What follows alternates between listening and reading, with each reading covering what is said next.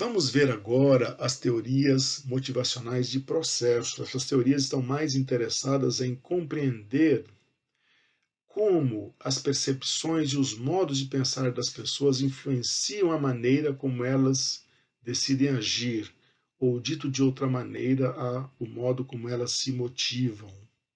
Uma das explicações mais amplamente aceitas sobre como ocorre a motivação dos funcionários é a teoria da expectativa, de Victor Room.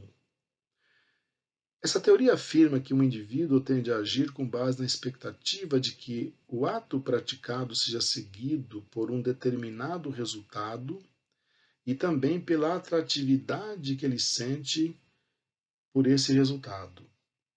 Dito de outra forma, a teoria ensina que um funcionário será motivado a se esforçar no trabalho quando acreditar que o esforço levará a uma boa avaliação, que boas avaliações resultarão em recompensas organizacionais e que essas recompensas satisfarão metas pessoais. Portanto, inclui três variáveis básicas: a relação esforço-desempenho, que representa a expectativa, a instrumentalidade ou a relação entre o desempenho e as recompensas, e a valência ou o valor que essas recompensas têm para satisfazer as metas pessoais desse indivíduo. A expectativa se manifesta na relação esforço-desempenho. É a probabilidade percebida pelo indivíduo de que o dispêndio de esforço em determinada atividade resultará no nível de desempenho desejado. Portanto, está relacionado com a percepção do indivíduo sobre a sua própria capacidade para a realização da tarefa. A instrumentalidade é a relação desempenho-recompensas, expressa no grau em que o indivíduo acredita que determinado nível de desempenho levará ao resultado ou às recompensas desejadas. A validade é o valor que o indivíduo atribui às recompensas, considerando o grau em que elas satisfazem as suas metas e necessidades pessoais. A teoria da expectativa ajuda a explicar por que muitos indivíduos não se sentem motivados em suas funções e fazem o mínimo para não as perder. Para entender como isso ocorre, as pessoas procuram responder a três perguntas básicas. Primeiro, se eu fizer um esforço, ele será reconhecido em minha avaliação de desempenho? Deficiências no nível de habilidade, falhas no sistema de avaliação ou ainda, se o chefe não simpatiza com ele, poderão levar a responder negativamente a essa pergunta. 2. Se eu receber uma boa avaliação, isso resultará em recompensas organizacionais? Muitas organizações não reconhecem o desempenho ou recompensam muita coisa além de desempenho. Isso acaba por dificultar a percepção entre a conexão entre uma coisa e outra, entre desempenho e recompensa. Por exemplo, muitas organizações recompensam por tempo de casa, por grau de cooperação, ou diria por bajulação do chefe, tornando muito fraca essa percepção da relação entre recompensa e desempenho. 3. Se eu for recompensado, essas recompensas serão as que eu considero pessoalmente atraentes? Por exemplo, o funcionário investe muito esforço esperando um salário melhor, um aumento de salário, mas recebe apenas um elogio e um diploma. Ou espera ser promovido, mas recebe apenas um aumento de salário. Espera uma transferência para o escritório de Paris ou de Nova York e é mandado para o Paraguai. Além disso, em muitas empresas, as recompensas são padronizadas, supondo que todas as pessoas desejam as mesmas coisas, o que é evidentemente um erro. Um exemplo aqui, né, a expectativa, por exemplo, pode ser de um aluno, tomando como exemplo um aluno que deseja passar, entrar na universidade, a expectativa de receber a recompensa pode ser um esforço que ele faz para entrar na universidade. Essa é a recompensa que ele espera. Então, a instrumentalidade ela é influenciada pelo valor atribuído à recompensa. Entrar na universidade que o aluno deseja, aí isso vai levar a um esforço, que é o programa de estudos, né? e a valência, ou o valor que atribui à recompensa, que é entrar na universidade dos seus sonhos. Teoria da equidade. A teoria da equidade propõe que um fator importante no processo de formação da motivação das pessoas nas organizações é a percepção de equidade ou justiça na relação esforço-recompensa. John Stace Adams descobriu que os funcionários se motivam ou se desmotivam comparando o que recebem pelo desempenho de um trabalho com os esforços que colocam nele. As pessoas comparam os próprios esforços e recompensas com os esforços e recompensas de outras pessoas, de dentro ou de fora da organização. Se o funcionário perceber que sua proporção é justa em comparação com as de outras pessoas, não há problema. No entanto, se a proporção for desigual ou percebida como desigual, ela se vê subrecompensada ou superrecompensada.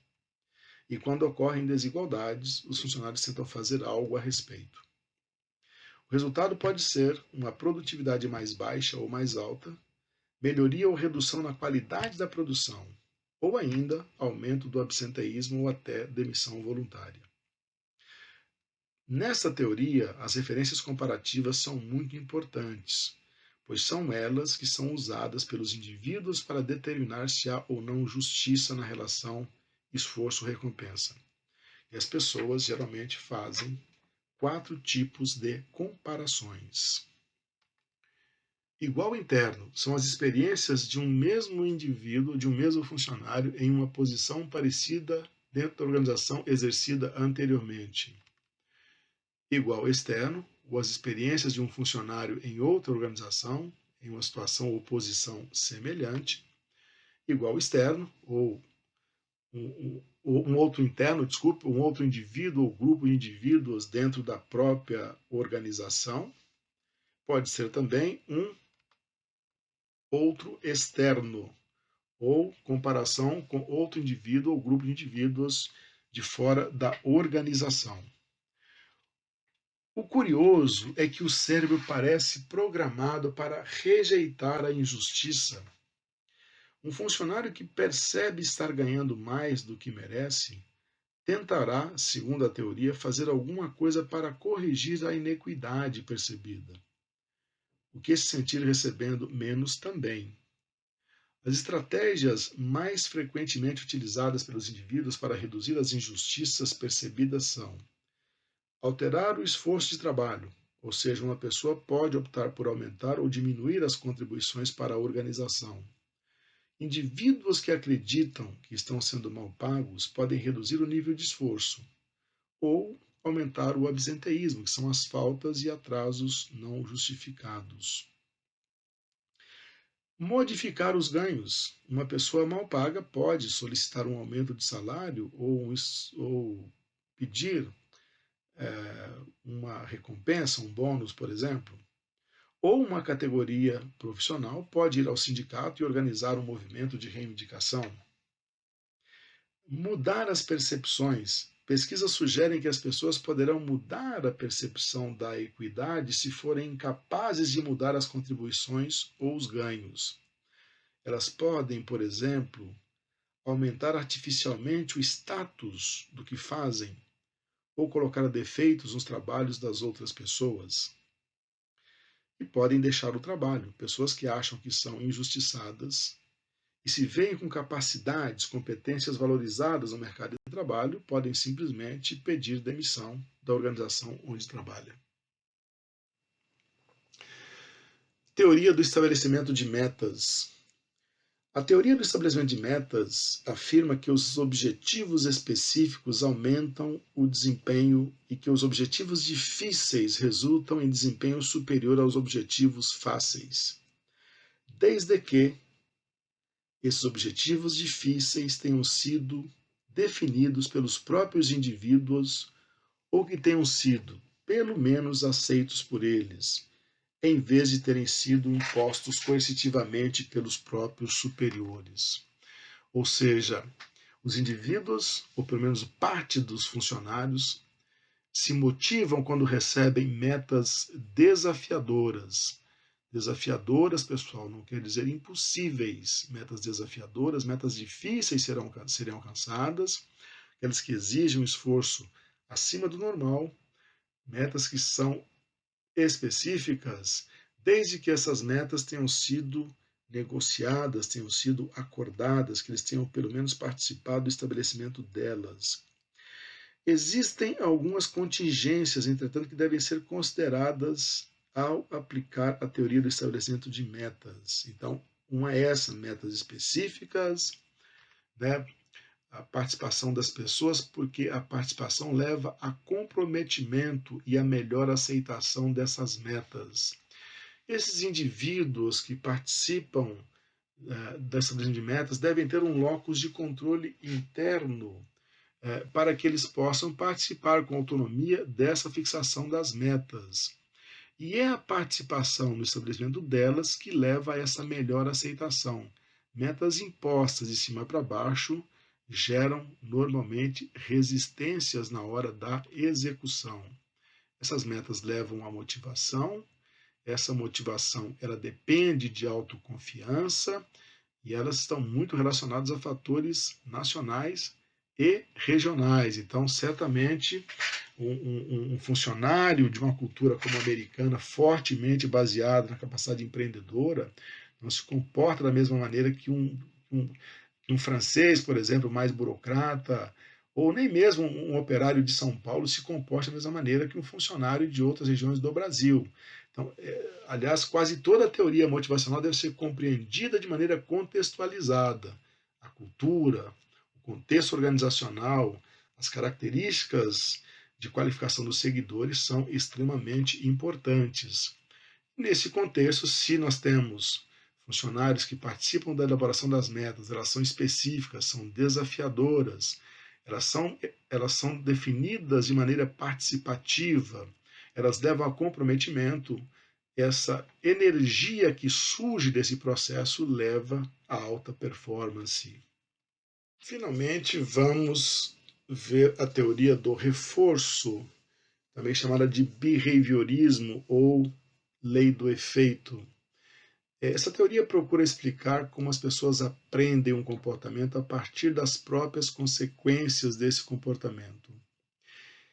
É uma teoria extremamente instrumental, por isso ela sofre críticas duras de diversas disciplinas acadêmicas, principalmente a psicologia e a sociologia. Ela está muito associada àquilo que as pessoas chamam de lavagem cerebral, ou a mudança de comportamento das pessoas, nem sempre de maneira consciente ou autorizada, está muito associada ao treinamento de animais, como adestramento de cães e de elefantes. Porém, o fato de ela ser criticada ou de ser mal empregada não significa que as famílias e as pessoas não a utilizem amplamente. E por isso que nós vamos tratá-la aqui, porque ela está em praticamente todos os livros de teorias organizacionais. A teoria do reforço é também chamada ou conhecida como behaviorismo. Ela diz que o comportamento é uma função de suas consequências. Por isso, essa teoria tem um terceiro nome, que é lei do efeito. De acordo com ela, o comportamento que é reforçado positivamente imediatamente após acontecer tende a se repetir. Reforço, portanto, são as consequências de um comportamento visando encorajar a sua repetição ou estimular a sua eliminação. A teoria do reforço ignora fatores como objetivos, expectativas e necessidades. Em vez disso, concentra-se apenas no que acontece a uma pessoa quando ela faz alguma coisa. Ela é uma teoria, talvez por isso, por ignorar necessidades, por ignorar contextos, muito criticada. Como já se disse, ela está muito associada ao adestramento de animais. Essa é a chamada caixa de Skinner, muito usada em pesquisa no campo da psicologia para fazer o condicionamento operante e comportamento de ratos. São 4 métodos básicos empregados nessa teoria. Um chama-se reforço positivo. é a administração de uma consequência agradável após um comportamento desejado acontecer. Existem pesquisas robustas indicando que o reforço positivo, financeiro ou não financeiro, ajuda de fato a motivar os comportamentos desejados. As crianças, por exemplo, que são elogiadas por tomarem iniciativas, tendem a gostar de desafios e ter mais sucesso na perspectiva de longo prazo. Uma outra perspectiva é o reforço negativo. Pode ser feito por meio da remoção de uma consequência desagradável para o indivíduo, depois que um comportamento é melhorado, encorajando desse modo o novo comportamento. Pode ser a eliminação de uma ameaça, a não emissão de uma advertência verbal ou escrita, por exemplo.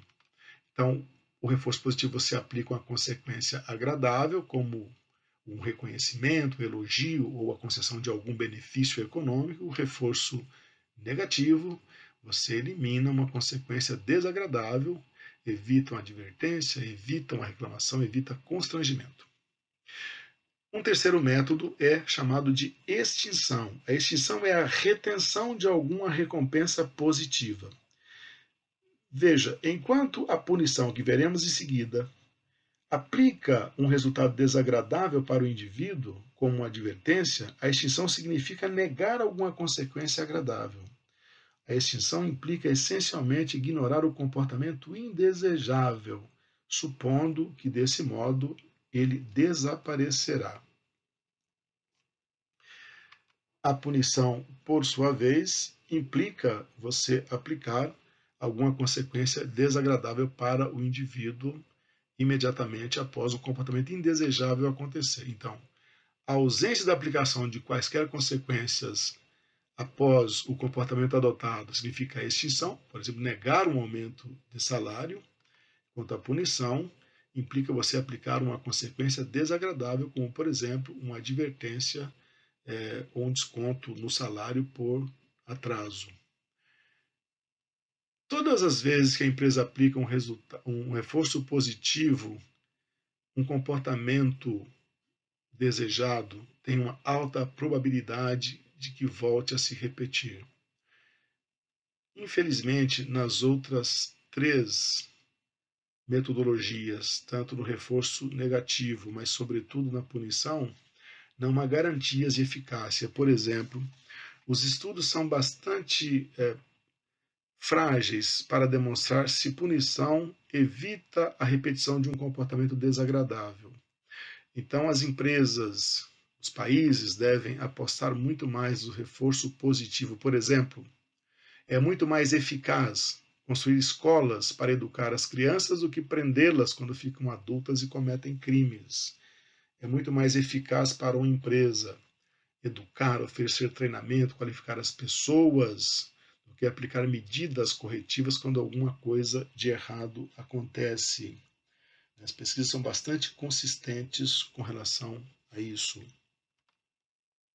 Então, o comportamento tem menor possibilidade de ser repetido ou de ser eliminado quando for esse o desejo, quando a aplicação de medidas punitivas, por exemplo. Apresentamos as principais teorias motivacionais, um tema muito popular e muito instigante no campo dos estudos organizacionais. E vamos agora terminar destacando 3 pontos que eu acredito que vão influenciar profundamente as teorias motivacionais, que podem motivar no seu trabalho de conclusão de curso, nas suas leituras, estímulos para você aprofundar o seu conhecimento. As equipes multiculturais, a maioria das teorias que nós apresentamos aqui foram desenvolvidas nos Estados Unidos por pesquisadores americanos e aplicadas com um público fundamentalmente americano. Será que elas são verdades universais? Será que elas valem igualmente para o Brasil ou elas precisam ser melhor aprofundadas aqui? A motivação, quando nós temos equipes separadas fisicamente, por exemplo, trabalhando em casa, estou colocando aí as expressões que usamos muito aqui no Brasil, home office, que não é, embora seja uma expressão em inglês, ela não é usada nem nos Estados Unidos nem na Inglaterra. Se utiliza nesse país o telecommuting ou working from home. Na França, bureau à domicile. Mas como é motivar quando as pessoas não estão juntas? Todas as teorias que vimos até aqui pressupõem que pressupõe que as pessoas estão trabalhando juntas e juntos com os seus líderes. Como é trabalhar com a motivação das pessoas quando elas estão separadas em locais distintos? Como é que lida com motivação uma organização em que não tem essa relação formal entre chefia e subordinados? Todos são temas que vão tornando a administração cada vez um campo instigante, uma série de novidades, com uma série de desafios para serem compreendidos. É isso que faz a nossa área de estudos um dos mais desafiadores e em constante evolução. Muito bem, minhas queridas alunas, meus queridos alunos, essa foi a nossa videoaula sobre motivação. E aqui foi o professor Jesus, do Centro Universitário FECAP. Muito obrigado, fiquem bem e até a nossa próxima videoaula.